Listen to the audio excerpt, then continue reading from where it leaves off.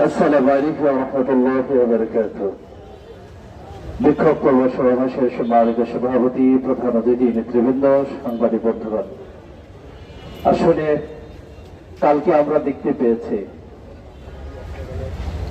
সারা বছর 14 থেকে 24 পর্যন্ত চুরির মতো গচ্ছি করে একটি সরকারকে যারা সহযোগিতা করেছেন, 24-এর সেই সেনানায়করা ক্ষমতায়, তারা তাকে জামায়ের আদরে তাকে পল্টন থেকে বাইর করে দিয়েছে, ঠিক না?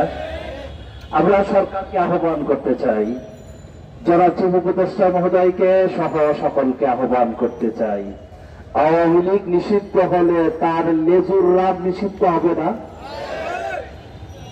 আপনি যে ভারতীয় এজেন্ডা বাংলাদেশে বাস্তবায়ন করতে চান, যে এই বট গাছকে সামনে রেখে বাংলাদেশে দামি নির্বাচন করেন, এইটা 18 নয়, এটা 26-এর নির্বাচন।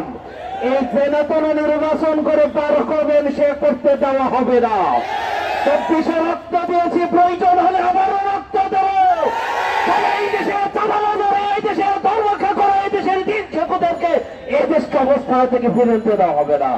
প্রিয় বন্ধুদেরকে আহ্বান করতে চাই, এদেশে প্রমাণ করতেছে অবস্থা হচ্ছে যে অবস্থান, যেখান থেকে নির্বাচন এখন রুটম্যাপ হয়েছে।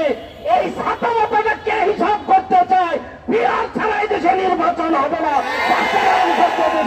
সেই দেশে তৌহিদি জনতা আসবে না।